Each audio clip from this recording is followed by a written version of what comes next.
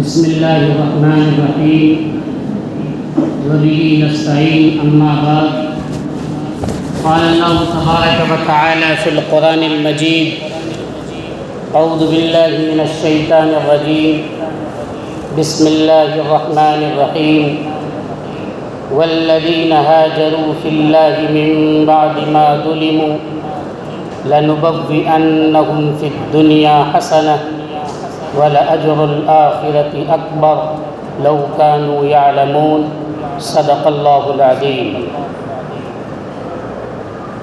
محترم سامعین، اللہ کا فضل اور کرم ہے کہ اللہ تبارک و تعالی نے ہم سب کو ایمان والا بنایا اور ایمان کے تقاضے پہ عمل کرنے کے لیے جمعہ کی نماز میں آنے کی توفیق بھی عطا فرمائی۔ دعا فرمائیے مرتے دم تک ہم سب ایمان پر باقی رہیں، آمین۔ یہ مہینہ جو ہمارے اور آپ کے درمیان چل رہا ہے یہ سفر کا مہینہ کہلاتا ہے۔ محرم کے بعد یہ سفر المظفر کا مہینہ ہے۔ اس مہینے کی اخیر میں ہم سب کے آقا و مولا تاجدار بطحہ نبی کریم صلی اللہ علیہ وسلم نے مدینہ کو چھوڑ کر، مکہ کو چھوڑ کر مدینہ منورہ آپ تشریف لائے تھے۔ وہ وطن جہاں آپ پیدا ہوئے، جہاں آپ رہے، جہاں آپ کا خاندان تھا، جہاں کے ہر حصے سے آپ کو محبت تھی، وہ مکہ مکرمہ جسے دنیا کی تمام تر جگہوں اور تمام شہروں پر فضیلت حاصل ہے، حتیٰ کہ خود مدینہ منورہ سے بھی بعض علماء نے مکہ مکرمہ کو افضل قرار دیا ہے۔ وہ مکہ جو افضل ترین جگہ تھی، جس کے ہر حصے سے آپ کی یاد، آپ کے خاندان کی یاد لگی ہوئی تھی، اور وہ جگہ جہاں مسجد حرام بیت اللہ ہے، جہاں ایک وقت نماز پڑھنے میں 1,00,000 نماز کا ثواب ملا کرتا ہے، اس جگہ کو ہم سب کے آقا و مولا تاجدار بطحہ نبی کریم صلی اللہ علیہ وسلم چھوڑ کر مدینہ منورہ تشریف لے آئے تھے۔ کیوں؟ آخر کیا وجہ تھی؟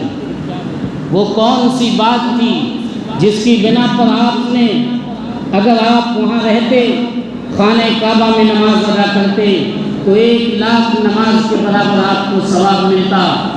آپ وہاں رہتے تو آپ کی وہ یادیں جو آپ کی پیدائش سے لے کر آپ کے 53 سال کی عمر تک رہی تھی، وہ 53 سال کے شب و روز اسی گلی میں اسی جگہ پہ گزری تھی۔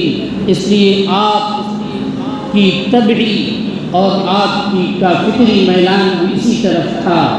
آپ نے وہاں سے نکلتے ہوئے کہا تھا، اے مکہ تو اللہ کے نزدیک سب سے محبوب ترین زمین ہے، اللہ کو سب سے زیادہ پسند ہے، اگر تیرے باشندے مجھے نہیں نکالتے تو میں یہاں سے نہیں نکلتا۔ اس مکہ کو چھوڑ کر آپ مدینہ منورہ تشریف لے آئے۔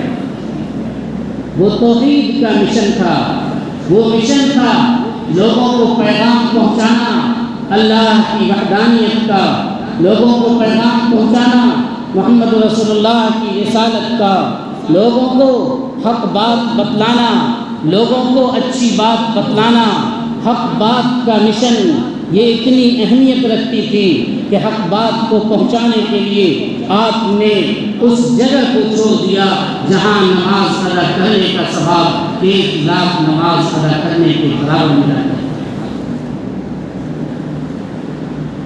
چونکہ وہاں ماحول ایسا نہیں تھا، معاشرہ ایسا نہیں رہا تھا، لوگوں کے حالات اس طرح نہیں رہے تھے کہ آپ حق بات ان تک پہنچاتے، آپ دین کی باتیں ان لوگوں تک پہنچاتے۔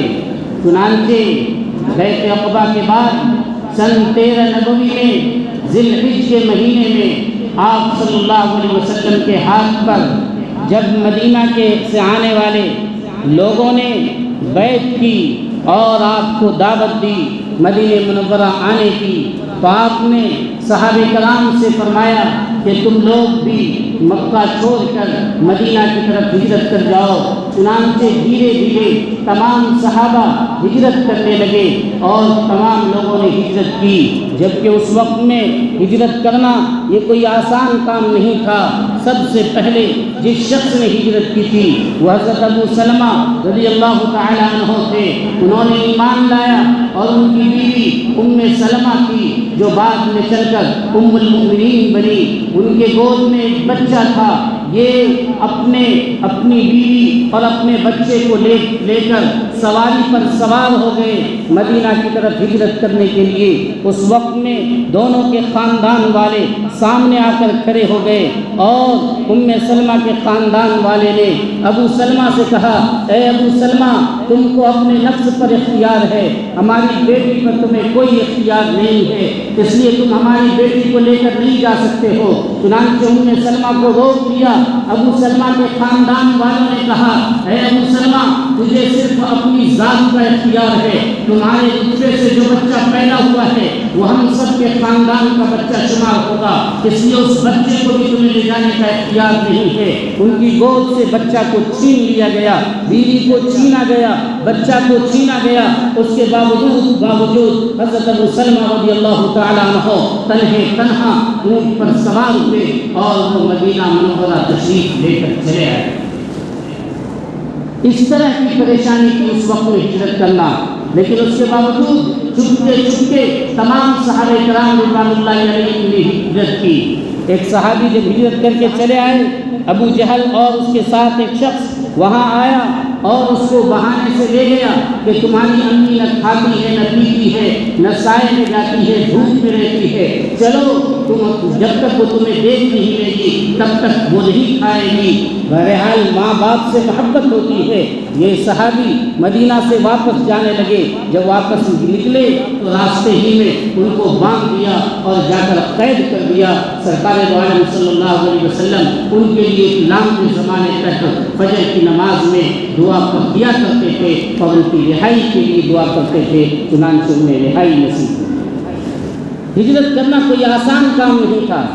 جب تقریباً تمام لوگ ہجرت کر گئے، 27 صفر کو جو جمعرات کا دن تھا، اس دن سرکار دو عالم صلی اللہ علیہ وسلم کو اس بات کی اجازت مل گئی کہ آپ بھی ہجرت کر کے جا سکتے ہیں۔ اس وقت میں حضرت ابوبکر صدیق اور حضرت علی رضی اللہ تعالی عنہ ابھی ہجرت نہیں کیے تھے۔ دوپہر کے وقت میں جو دھوپ کا وقت ہوتا ہے، وہ بھی مکہ میں شدید دھوپ رہتی ہے، اس وقت میں لوگ کہیں جاتے نہیں ہیں بلا ضرورت۔ چنانچہ آپ حضرت ابوبکر صدیق کے گھر پہ گئے۔ حضرت ابوبکر صدیق دیکھ کر سمجھ گئے کہ ضرور کوئی نہ کوئی خاص بات ہے۔ چنانچہ حضرت ابوبکر صدیق نے استقبال کیا، آپ سے پوچھا تو آپ نے فرمایا کہ اللہ نے مجھے ہجرت کی اجازت دے دی ہے، اب ہمیں مکہ چھوڑ کر مدینہ منورہ جانا ہے۔ انہوں نے فرمایا کہ آپ کے ساتھ کون جا رہے ہیں؟ اللہ کے رسول نے فرمایا ابوبکر صدیق تم خود جا رہے ہو۔ وہ یہ سن کر ان کی آنکھ سے آنسو نکل پڑے۔ اس وقت میں پتہ چلا، ان کی بیٹی حضرت عائشہ کہتی ہیں کہ مجھے اس وقت پتہ چلا کہ کبھی آدمی خوشی سے بھی رویا کرتا ہے۔ پھر حضرت ابوبکر صدیق نے فرمایا کہ میں نے 2 اونٹ پہلے سے پال رکھا ہے، اسے آپ کی خدمت میں پیش کرتا ہوں، ان میں سے ایک آپ قبول کر لیجئے۔ آپ نے کہا نہیں، میں قیمتاً لوں گا، اس کی قیمت دو۔ 800 درہم دونوں کی قیمت تھی۔ 400 درہم میں آپ نے ایک اونٹ ان سے لے لیا اور پھر اس دونوں اونٹ کو بھیج دیا گیا ایک خاص جگہ پر۔ اسی دن رات کے وقت جو جمعہ کی رات کی شب جمعہ یعنی جمعرات کا دن گزار کر شب جمعہ کو آپ اپنے بستر پر حضرت علی رضی اللہ تعالیٰ عنہ کو لیٹا دیے۔ اس درمیان چونکہ کفار و مشرکین کو پتہ چل چکا تھا کہ سارے لوگ دھیرے دھیرے جا رہے ہیں اور لگتا یہ ہے کہ محمد بھی چلا جائے گا، چنانچہ وہ لوگ مشورہ کیے اور مشورے میں یہ بات طے پائی کہ آج کی رات محمد رسول اللہ کو قتل کر دیا جائے گا۔ آپ نے اپنے بستر پر حضرت علی کو لٹا دیا اور کہا کہ لوگوں کی امانتیں میرے پاس ہیں، حالانکہ وہ کفار و مشرکین ہیں، لیکن وہ امانت میرے پاس رکھا کرتے تھے، مجھ پہ اعتماد کرتے ہوئے صبح ہوتے ہی ان لوگوں کو ان کی امانتیں دے دینا، پھر تم آ کر ہم سے ملنا۔ چنانچہ 3 دن بعد حضرت علی رضی اللہ تعالیٰ عنہ بھی وہاں سے روانہ ہوئے۔ وہ تمام لوگ، تمام خاندان کے چند چنیدہ افراد آپ کے گھر کو چاروں طرف سے گھیرے ہوئے تھے کہ محمد جیسے نکلے گا قتل کر دیں گے، کیونکہ ان لوگوں کے یہاں گھر میں گھسنا، وہ بھی زنانہ گھر میں گھسنا معیوب سمجھا جاتا تھا، اس لیے وہ لوگ گھر میں نہیں گھسے لیکن گھر کو چاروں طرف سے گھیرے ہوئے تھے۔ ایک آدمی نے رات ہی میں کہا تم لوگ کس کا انتظار کر رہے ہو؟ وہ تو چلے گئے، لیکن ان لوگوں کو یقین نہیں آیا چونکہ یہ لوگ تو اس کو گھیرے ہوئے تھے۔ جب صبح ہوئی تو دیکھا بستر پر حضرت علی سوئے ہوئے ہیں، تب یقین ہوا کہ رات میں جس آدمی نے کہا تھا اس نے صحیح بات کہی۔ رات کے وقت میں آپ وہاں سے نکلے اور آپ وہاں سے غار ثور گئے۔ غار ثور حالانکہ مدینہ کے بالکل مخالف سمت میں ہے، مدینہ میں اس طرف جانا ہے تو غار ثور اس طرف ہے۔ آپ پہلے سے طے کر چکے تھے، آپ وہاں گئے، غار ثور میں جا کر آپ نے 3 رات وہاں قیام فرمائی، 2 دن، 27 کی رات، 28 کی رات، 29 کی رات، آپ 3 رات وہاں قیام کیے اور 2 دن قیام، 2 دن 3 رات آپ وہاں ٹھہرے رہے۔ روزانہ آپ کا ایک غلام وہ شام کے وقت میں، عشاء کے وقت میں وہاں بکریاں لے آتا تھا اور بکریوں کے دودھ کو دو کر آپ لوگ پی لیا کرتے تھے۔ آپ کا بیٹا عبداللہ ابن ابی بکر جو حضرت ابوبکر کے بیٹے ہیں، وہ دن بھر لوگوں کی خبریں لیتے رہتے تھے اور رات میں جا کر آپ کو خبر بتا دیتے تھے کہ مکہ کے کفار کیا کر رہے ہیں۔ اس طرح آپ نے وہاں 3 رات گزاری اور 3 دن وہاں رہے۔ 3 دن کے بعد اسی درمیان یہ ہوا کہ جب آپ غار ثور جا رہے تھے، سرکار دو عالم صلی اللہ علیہ وسلم انگوٹھا انگلیوں کے بل چل رہے تھے، چونکہ اس زمانے میں کھوجی جو پاؤں کے نشان کو دیکھ کر اندازہ لگا لیتے تھے کہ یہ کس طرف گیا ہے، اگر پورا پاؤں رکھتے تو اس کو پتہ چل جاتا، اس لیے آپ انگلیوں کے سہارے چل رہے تھے۔ انگلیوں کے سہارے چلتے چلتے آپ کے انگلی سے، آپ کے پاؤں کے اگلے حصے سے خون نکلنے لگا تھا۔ جب آپ پہاڑ کے قریب پہنچے تو آپ اوپر چڑھنے کے قابل نہیں رہے تھے۔ آپ کو حضرت ابوبکر صدیق رضی اللہ تعالیٰ عنہ نے اپنے کندھے پہ سوار کر لیا، کندھے پہ سوار کر کے آپ کو لے کر گئے وہاں اور غار کے باہر آپ کو کھڑا کر کے انہوں نے کہا یا رسول اللہ میں اندر جاتا ہوں، میں پہلے اندر صفائی کرتا ہوں۔ انہوں نے اندر جا کر صفائی کی، صاف ستھرا کیا، اس میں کئی بل تھے، انہوں نے اس بل کو کسی کو پتھر سے، کسی کو اینٹ سے بند کرنے کی کوشش کی، کچھ تو بند ہو گیا، کچھ بند نہیں ہو سکا، تو اپنے عمامہ کے کپڑے سے، اپنی لنگی کے کچھ حصے سے، اپنے کرتے کے کچھ حصے سے انہوں نے اس کو بند کیا، لیکن پھر بھی ایک سوراخ باقی رہ گیا، تو اس پر خود اپنے ران کو حضرت ابوبکر صدیق پہ رکھ دیا اور فرمایا یا رسول اللہ اندر تشریف لائیے۔ پھر حضرت نبی کریم صلی اللہ علیہ وسلم سے فرمایا آپ تھک گئے ہیں، آپ میرے ران پر سر رکھ کر سو جائیے۔ چنانچہ وہ لیٹ گئے۔ اسی درمیان نیچے سے ایک بچھو نکلا اور اس بچھو نے حضرت ابوبکر صدیق کو ڈنک مارا۔ جب بچھو ڈنک مارتا ہے آدمی کو چین نہیں ملتا ہے، نہ بیٹھ سکتا ہے، نہ کھڑا رہ سکتا ہے، نہ لیٹ سکتا ہے، بے چینی اور اضطراب کی کیفیت اس پر سوار ہو جاتی ہے۔ حضرت ابوبکر صدیق نے اپنے پاؤں میں جنبش تک نہیں ہونے دی، ان کے ران مبارک ہلے نہیں، وہ اسی طرح رکھے رہے تاکہ اللہ کے رسول صلی اللہ علیہ وسلم کو کچھ تکلیف نہ پہنچ جائے۔ لیکن آنکھ تو آنکھ ہے، بار بار بچھو ڈنک مار رہا تھا، جس کی بنا پر آنکھ سے آنسو نکلا اور اپنی داڑھی مبارک سے لگتا ہوا محمد رسول اللہ صلی اللہ علیہ وسلم کے رخسار مبارک پر گیا۔ آپ جگ گئے، بیدار ہو گئے، آپ نے دیکھا ابو بکر رو رہا ہے۔ آپ نے پوچھا حضرت نبی کریم صلی اللہ علیہ وسلم کو اس حال میں دیکھ کر حضرت ابوبکر صدیق خوف زدہ ہو گئے کہ کہیں اللہ کے رسول کو تکلیف تو نہیں ہو گئی، وہ معافی طلب کر رہے ہیں۔ اللہ کے رسول پوچھ رہے بتاؤ ابوبکر تم رو کیوں رہے ہو؟ انہوں نے اپنے ران کو دکھایا تو کئی جگہ بچھو نے ڈنک مارا تھا۔ اللہ کے رسول صلی اللہ علیہ وسلم نے اپنے لعاب کو لے کر وہاں پہ لگا دیا۔ کفار و مشرکین کھوجتے کھوجتے وہاں تک پہنچے۔ اللہ تعالیٰ نے مکڑی کا جالا وہاں ڈلوا دیا اور پھر کبوتر نے اس جگہ انڈا بھی دیا۔ جس کی بنا پہ ان لوگوں نے سمجھا کہ کوئی غار کے اندر اگر داخل ہوتا تو مکڑی کا جالا ٹوٹ جاتا. مکڑی کا جالا نہیں ٹوٹا ہے، اس کا مطلب اندر نہیں ہے. حضرت ابوبکر صدیق نے فرمایا یا رسول اللہ، کفار و مشرکین تو ایسے اتنے قریب آ چکے ہیں کہ اگر وہ اپنے پاؤں کو دیکھیں گے تو ان کی نظر ہم پر پڑ جائے گی.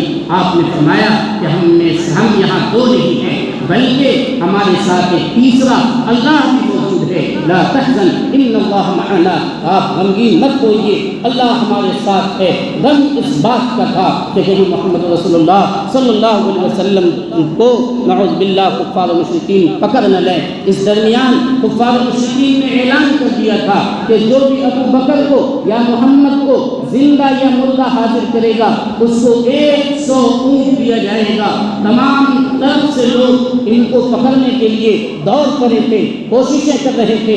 جب اس سے آگے غار ثور سے نکلے اور ایک ربیع الاول کو اللہ کے رسول صلی اللہ علیہ وسلم غار ثور سے باہر نکلتے ہیں، آگے کی طرف جب جاتے ہیں حضرت ابوبکر صدیق جو آپ کے ساتھ چل رہے تھے کبھی دائیں جاتے تھے، کبھی بائیں، کبھی آگے، کبھی پیچھے.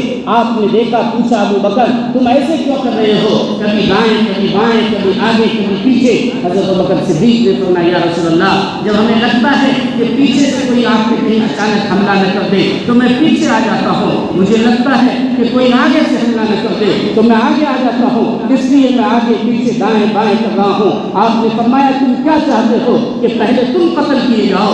آپ نے فرمایا ہاں میں یہ چاہتا ہوں کہ میرا قتل ہو جائے لیکن آپ محفوظ رہیں. حضرت نبی کریم صلی اللہ علیہ وسلم کے ساتھ حضرت ابوبکر صدیق کی یہ محبت کا واقعہ ہے. پھر جب آپ آگے چلتے ہیں تو راستے میں ایک جگہ ملتی ہے، ام معبد کا گھر ہے.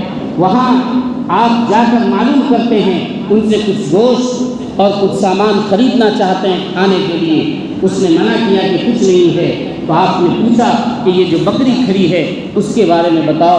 تو اس عورت نے کہا یہ بکری تو دبلی پتلی لاغر ہے، اس کے تھن میں کوئی دودھ نہیں ہے.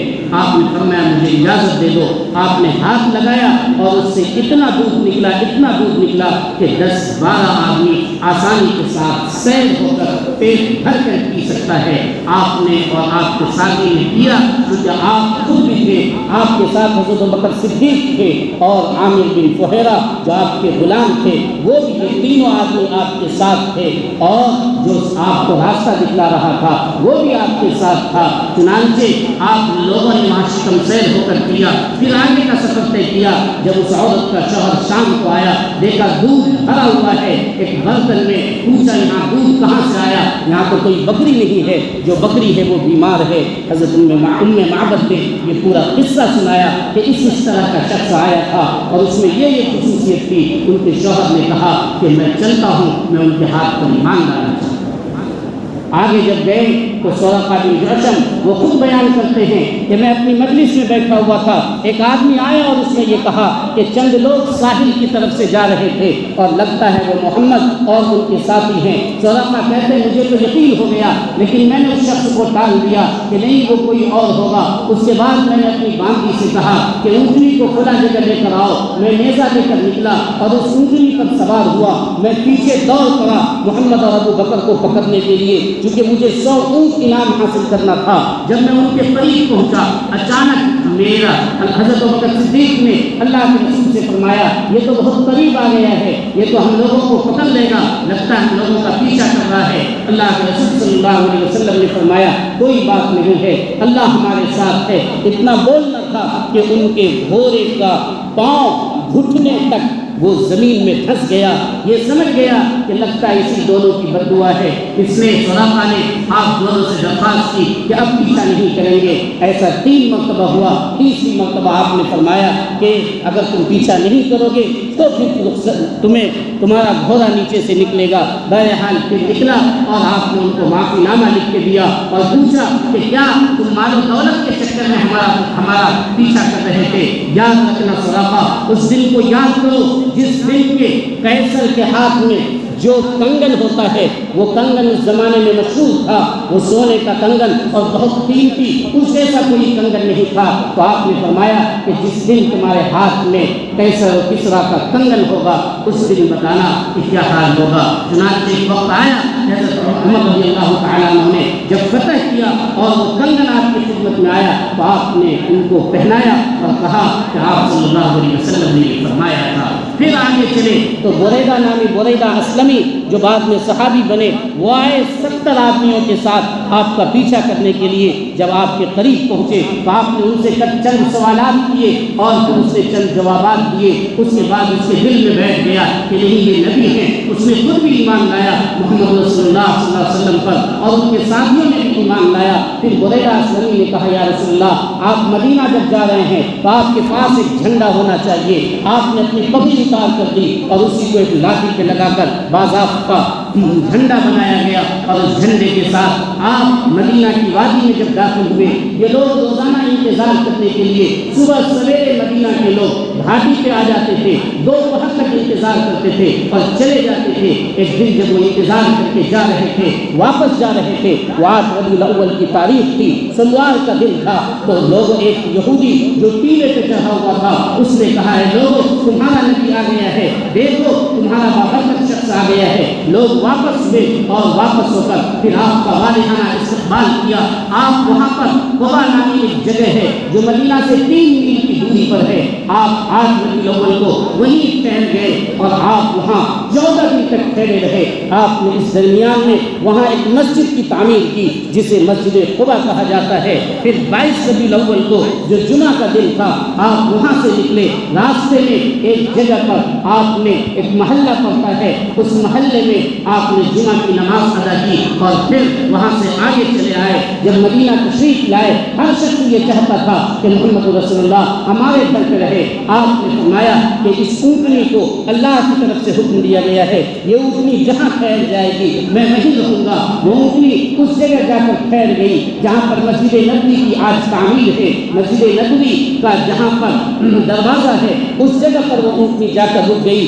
آپ اونٹنی پر سے نہیں اترے، پھر دوبارہ اونٹنی کھڑی ہوئی اور جا کر حضرت ابو ایوب انصاری رضی اللہ تعالیٰ عنہ کے گھر کے سامنے میں وہاں پر جا کر بیٹھ گئی۔ آپ اترے، آپ کے سامان کو حضرت ابو ایوب انصاری وہ اپنے گھر کے اندر لے گئے۔ حضرت ابو ایوب انصاری جس مکان میں رہتے تھے یہ مکان وہ مکان تھا کہ جب اس مدینہ سے گزر رہے تھے تبا نامی بادشاہ، وہ یمن کا بادشاہ تھا، جب اس جگہ سے گزر رہا تھا اس کے ساتھ 400 علماء تھے جو توریت کو جاننے والے تھے۔ ان لوگوں نے یہ کہا، ان 400 علماء نے بادشاہ سے یہ درخواست کی کہ یہ جگہ وہ جگہ ہے جہاں سب سے آخری نبی محمد رسول اللہ ہجرت کر کے آئیں گے، اس لیے بادشاہ سلامت ہم لوگوں کو اجازت دے دیجئے کہ ہم لوگ اسی جگہ ٹھہرے رہیں گے تاکہ اس نبی کا انتظار کریں گے۔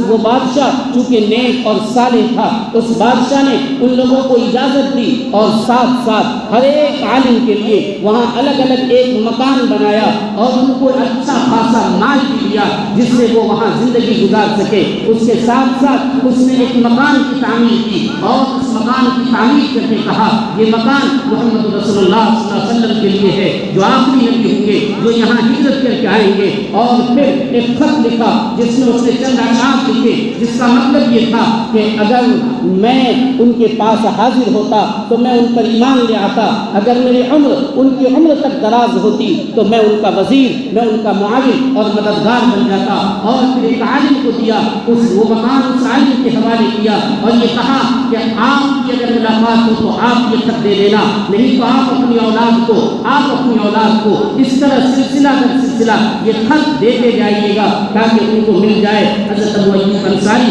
اسی عالم کی اولاد میں سے تھے۔ وہ مکان جو کہ گویا بہت پہلے آپ کے لیے بنایا گیا تھا، وہ مکان حقیقت میں گویا آپ ہی کا مکان تھا۔ آپ نے اس مکان پر جا کر قیام کیا اور اس مقام پر فروخت ہوئے۔ پھر آپ نے سب سے پہلے خالی جگہ دیکھی، آپ نے معلوم کیا، پتہ چلا تو یتیم بچے سہل اور سہیل کی ہے۔ آپ نے اس سے قیمتاً خریدا اور قیمت حضرت ابوبکر صدیق رضی اللہ تعالیٰ عنہ نے دی۔ حضرت ابوبکر صدیق جب ایمان لائے تھے 40,000 دینار کے وہ مالک تھے، انہوں نے ساری رقم کو غلام خریدنے میں خرچ کر دیا۔ جب وہ سفر کر رہے تھے ان کے گھر میں کوئی سامان نہیں تھا، صرف 5000 درہم تھا۔ وہ 5000 کو لے کر وہ 5000 دینار تھا، وہ 5000 دینار لے کر وہ سفر میں نکل گئے تھے۔ ان کے والد نے پوچھا بھی تھا کہ کچھ مال گھر میں ہے یا نہیں ہے، تو ایک چیز ایک بوتل میں کچھ گٹی وغیرہ کو باندھ کر ان کے حوالے کیا اور ان کو دکھایا، کیونکہ وہ نابینا تھے، انہوں نے سمجھا کہ مال بہت رکھا ہوا ہے۔ پھر اس کے بعد حضرت ابوبکر صدیق نے اسی رقم سے مسجد نبوی کی تعمیر کی، جہاں آج بھی کوئی آدمی نماز پڑھتا ہے تو 50,000 نمازوں کا ثواب ملتا ہے، جس میں وہ زمین خریدی ہوئی ہے۔ اندازہ لگائیے ان کے کھاتے میں کتنا ثواب جاتا ہے۔ یہ حضرت نبی کریم صلی اللہ علیہ وسلم کی ہجرت کا واقعہ ہے۔ آپ مکہ چھوڑ کر اس طرح مدینہ پہنچے، اور پھر آپ جو مدینہ پہنچے تھے اس کا اصل مقصد یہی تھا کہ جس مشن کو لے کر ہم کھڑے ہوئے ہیں اس مشن کو کامیاب کریں۔ اگر کوئی انسان، ہمیں اس سے یہ سبق ملتا ہے کہ اگر کسی انسان کو ایسا ماحول ملے جہاں وہ حق بول نہیں سکتا ہے، حق کر نہیں سکتا ہے، حق بات پر عمل نہیں کر سکتا ہے، دین پر عمل نہیں کر سکتا ہے، انہیں اس مقام کو چھوڑ دینا چاہیے۔ اللہ نے کہا أَلَمْ تَكُنْ أَرْضُ اللَّهِ وَاسِعَةً، کیا اللہ کی زمین وسیع نہیں ہے؟ تم اگر اللہ کی زمین میں ہجرت کر جاؤ گے اللہ اس کے لیے انتظام کرے گا۔